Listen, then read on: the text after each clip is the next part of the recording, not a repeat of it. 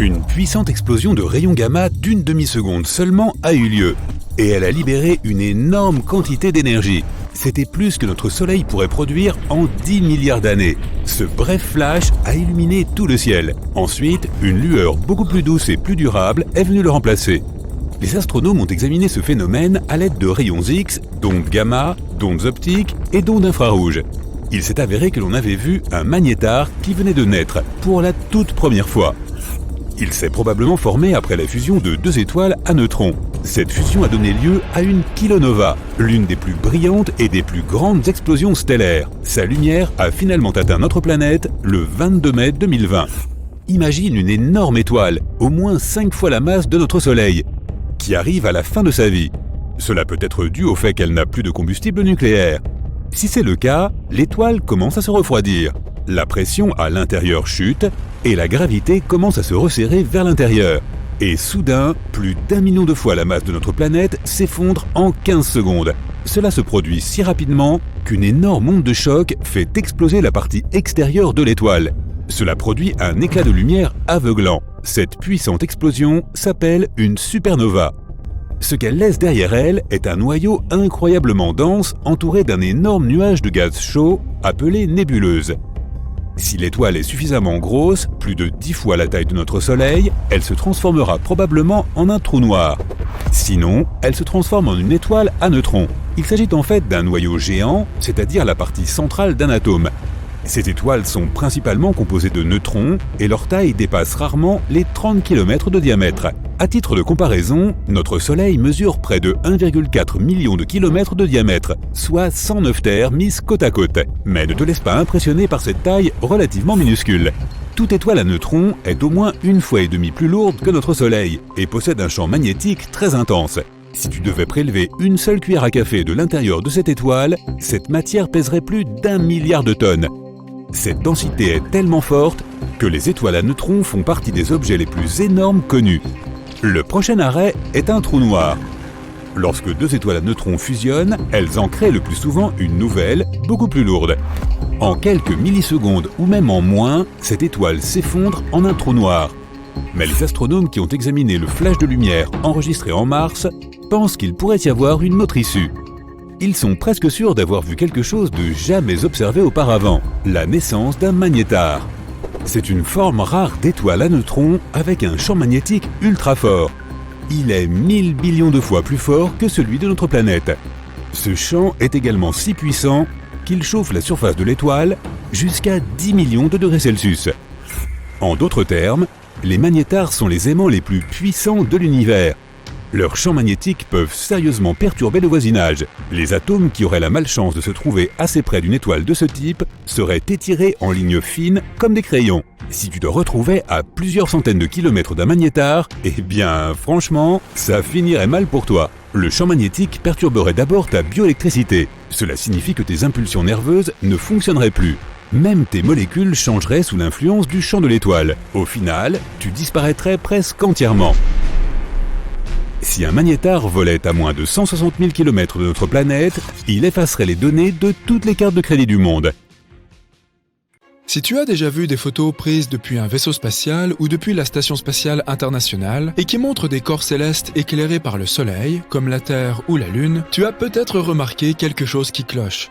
L'espace semble trop vide. Il manque un magnifique arrière-plan rempli d'étoiles. Il semble qu'il serait très ennuyeux d'aller observer les étoiles directement depuis l'espace, puisque le ciel est toujours si sombre.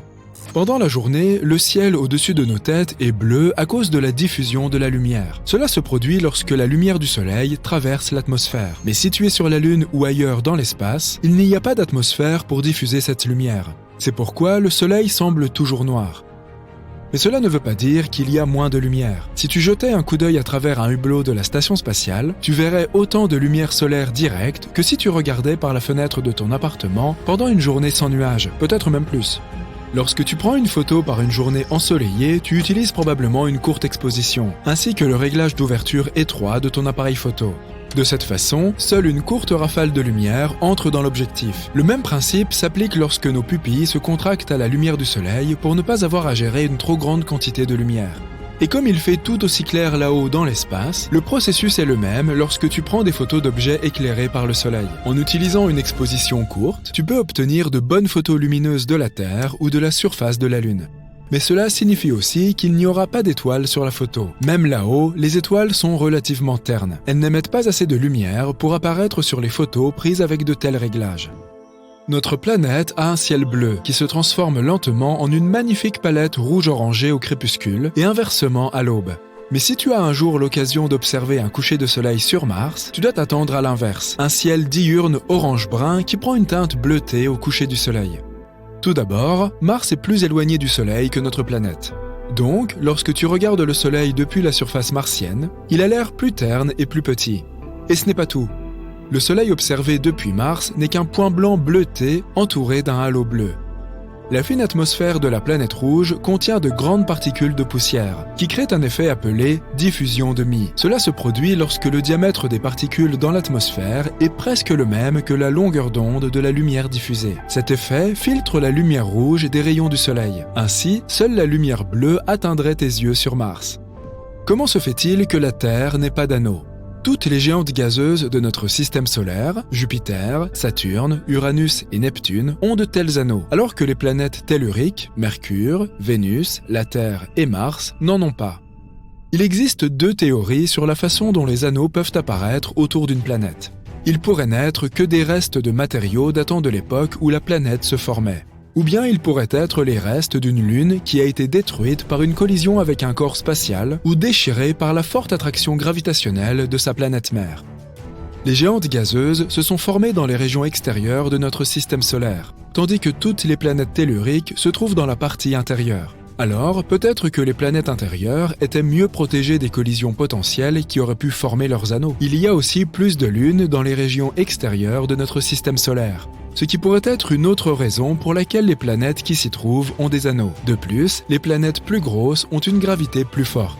Cela signifie qu'elles peuvent maintenir leurs anneaux stables après leur formation. Certains experts pensent que la Terre avait un système d'anneaux il y a longtemps. Un objet de la taille de Mars a pu entrer en collision avec notre planète mère, ce qui a probablement créé un anneau dense de débris autour d'elle. Certains scientifiques pensent que ces débris n'ont pas formé un anneau, mais ce que nous connaissons aujourd'hui comme la Lune. Une planète géante se cache probablement au bord du système solaire, bien au-delà de Neptune. Les scientifiques ont baptisé ce mystérieux monde hypothétique la planète 9. Si elle existe vraiment, elle est probablement similaire à Uranus ou Neptune et 10 fois plus massive que notre planète. Elle tourne probablement autour du Soleil, mais dans les confins du système solaire, environ 20 fois plus loin que Neptune. Une autre théorie intéressante stipule que la planète 9 pourrait en fait être un trou noir de la taille d'un pamplemousse, qui déforme l'espace comme le ferait une grande planète. Alors que nous pensions autrefois que l'eau était une substance rare dans l'espace, elle existe en réalité partout dans notre système solaire. Par exemple, on peut en trouver dans les astéroïdes et les comètes, ainsi que dans les cratères de la Lune et de Mercure. Nous ne savons toujours pas s'il y a assez d'eau pour faire vivre d'éventuelles colonies humaines si nous décidions de nous y installer. Mais une certaine quantité d'eau est certainement présente là-bas. Mars abrite aussi de l'eau au niveau de ses pôles. Elle est principalement cachée dans les couches de glace et probablement sous la surface poussiéreuse de la planète. Europe, la lune de Jupiter, a aussi de l'eau. C'est la candidate la plus probable que nous connaissions pour accueillir la vie en dehors de la Terre. Il y a probablement tout un océan d'eau liquide sous sa surface gelée, et il pourrait d'ailleurs contenir 2 fois plus d'eau que tous les océans de la Terre réunis. Neptune est étonnamment chaude, même si elle est 30 fois plus éloignée du Soleil que notre planète et reçoit moins de lumière solaire et de chaleur. Mais elle émet beaucoup plus de chaleur qu'elle n'en reçoit. Son atmosphère est aussi beaucoup plus active qu'on ne le pensait, surtout si on la compare à sa voisine, Uranus. Ces deux planètes émettent la même quantité de chaleur, même si Uranus est beaucoup plus proche du Soleil. Mais personne ne sait pourquoi. Neptune a aussi des vents extrêmement forts qui peuvent atteindre une vitesse de 2400 km/h. Pourrait-il être responsable de cette chaleur? Ou peut-être est-ce à cause du noyau de la planète? Ou de sa force gravitationnelle? Un trou noir monstrueux fonce dans l'espace à une vitesse de 8 millions de km/h. Les scientifiques l'ont localisé grâce au télescope spatial Hubble. Ils pensent qu'il pèse autant qu'1 milliard de soleils. Il était censé rester à sa place au centre de sa galaxie d'origine, mais des forces gravitationnelles le poussent dans tous les sens. À un moment donné, ce trou noir va se libérer de sa galaxie et continuer à errer dans l'univers. Heureusement, il est encore à 8 milliards d'années-lumière de nous. Les tempêtes solaires sont si puissantes qu'elles pourraient nous plonger dans le noir complet. En juillet 2012, la tempête solaire la plus puissante des 150 dernières années a manqué la Terre de peu. Les éjections de masse coronale, ou CME, sont de grandes bulles de gaz ionisées. Elles ont traversé notre orbite à l'époque. Si elles avaient eu notre planète pour cible directe, nous aurions fait face à de la matière solaire fonçant vers la Terre, endommageant les ordinateurs et provoquant des pannes de courant qui auraient duré des mois. Une tempête solaire surprise nous a frappé le 25 juin 2022. Un photographe a même réussi à capturer de superbes aurores lumineuses qui ont traversé le ciel de l'aube à Calgary, au Canada, et qui ont duré 5 minutes. Elles ont été provoquées par la tempête. Les étoiles vampires existent vraiment. Elles font partie d'un système d'étoiles binaires, et elles peuvent littéralement aspirer la vie de l'autre étoile du système, afin de continuer à brûler plus longtemps. Le principe est simple. Une étoile plus petite et de plus faible masse vole le carburant hydrogène de sa sœur pour augmenter sa propre masse. Cette étoile vampire devient alors plus chaude. De plus, sa couleur passe au bleu vif. Ainsi, elle a l'air beaucoup plus jeune. La couleur de l'univers est surnommée l'AT cosmique. La lumière provenant des galaxies et des étoiles qui s'y trouvent, ainsi que des nuages de gaz et de poussière dans l'univers observable, a une couleur spécifique. C'est une teinte ivoire assez proche du blanc. L'univers est beige car il y a davantage de zones qui produisent de la lumière verte, jaune et rouge que de zones qui émettent du bleu. Bételgeuse, une supergéante rouge. Cette boule de plasma en ébullition est l'une des plus grandes étoiles de notre galaxie et l'une des plus brillantes. Elle est 500 fois plus grande que le Soleil, mais elle est en état de pulsation, ce qui fait qu'elle grossit et rapetisse. À son apogée, elle fait 800 fois sa taille moyenne. Si cette étoile était une corbeille, elle pourrait contenir environ 300 millions de soleils, alors que son poids n'est que 17 fois supérieur. Et là, à environ 500 années-lumière, se trouve la Terre. Nous lançons notre vaisseau spatial et entamons notre voyage vers Bételgeuse. En quelques secondes, nous avons déjà parcouru 390 000 km et nous sommes près de la Lune. Cette distance représente 9,5 fois le tour de la Terre. Une navette spatiale actuelle propulsée par une fusée aurait mis 3 jours pour arriver jusqu'ici. Nous sommes maintenant près de Mars. Le vol vers la planète rouge dure généralement 7 mois. Plusieurs rovers sont actuellement à l'œuvre ici, ainsi que le tout premier drone volant Ingenuity. La surface de Mars est 3 fois plus petite que celle de la Terre, mais la planète est également 10 fois plus légère. On espère bientôt y envoyer une colonie humaine. Juste au-delà de Mars, nous devons esquiver de nombreuses roches spatiales. C'est la ceinture d'astéroïdes. Elle contient des débris et des objets spatiaux de taille et formes différentes. Le plus gros d'entre eux est Cérès. Sa surface est légèrement plus grande que la superficie de l'Argentine, et son poids représente environ 1% de celui de la Lune. Le poids total de toute la ceinture d'astéroïdes est 25 fois inférieur à celui de la Lune. Ensuite, nous passons devant les géantes gazeuses Jupiter et Saturne. Ce sont les plus grandes planètes du système solaire. Ce sont aussi les plus lourdes, même si elles n'ont pas de surface solide. Ensuite, nous passons par Uranus et Neptune. On les appelle géantes de glace. Et à l'extrême limite du système solaire, nous voyons Pluton.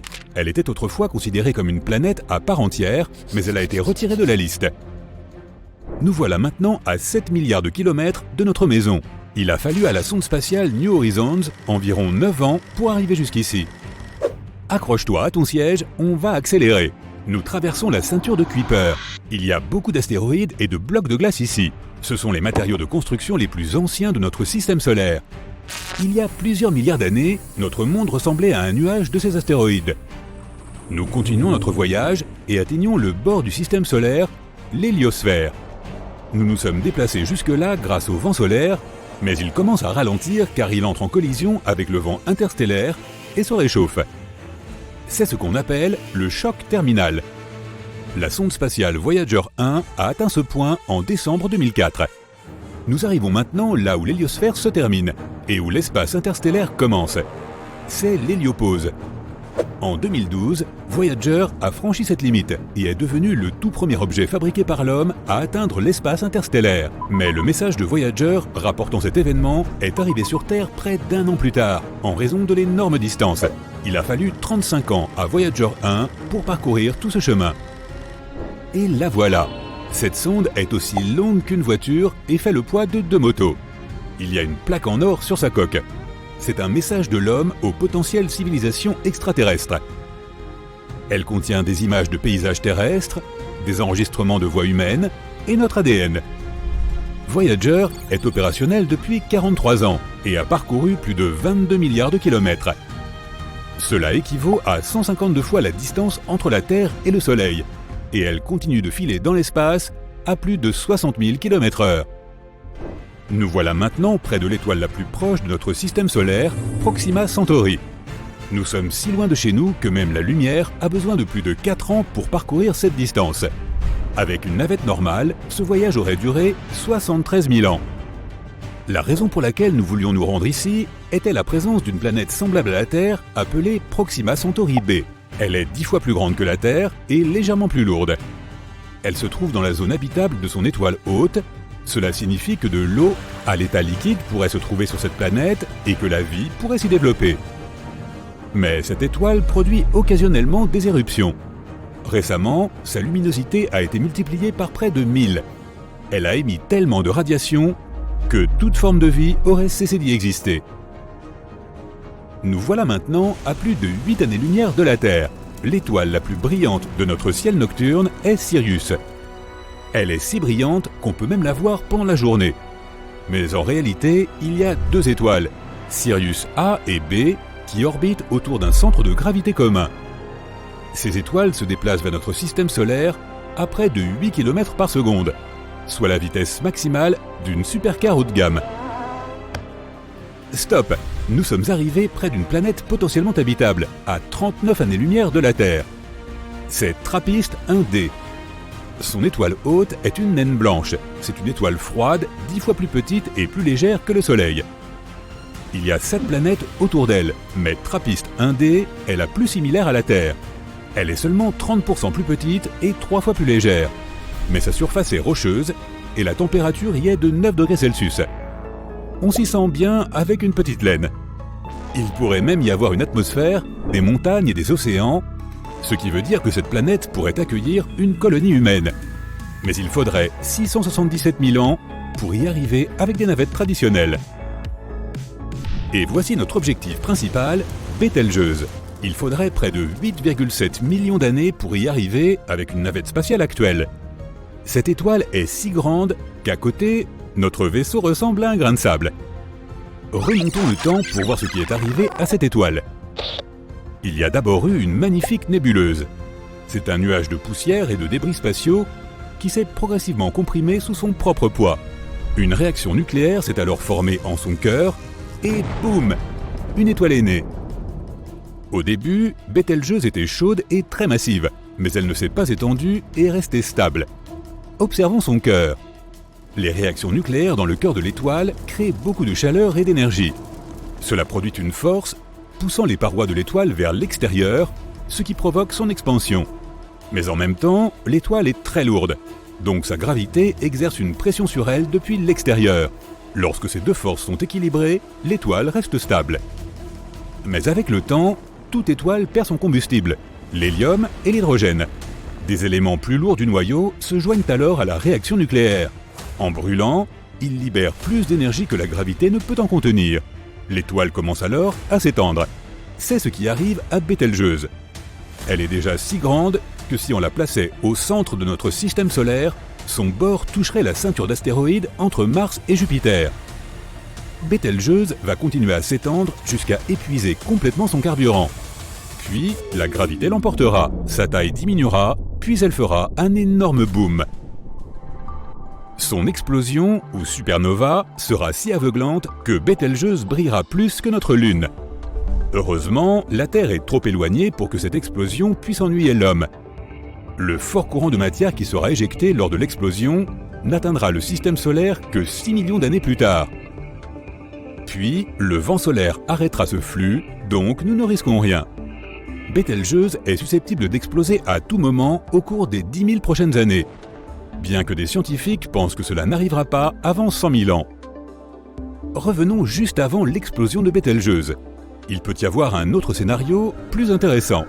La gravité pourrait comprimer son noyau massif avec une telle force qu'un trou noir se formerait à sa place. Les trous noirs sont ce qu'il y a de plus lourd dans l'univers. Ils ont une force gravitationnelle incroyable dont même la lumière ne peut échapper. Le trou noir de Bételgeuse commencerait à aspirer la poussière cosmique et les restes de l'étoile.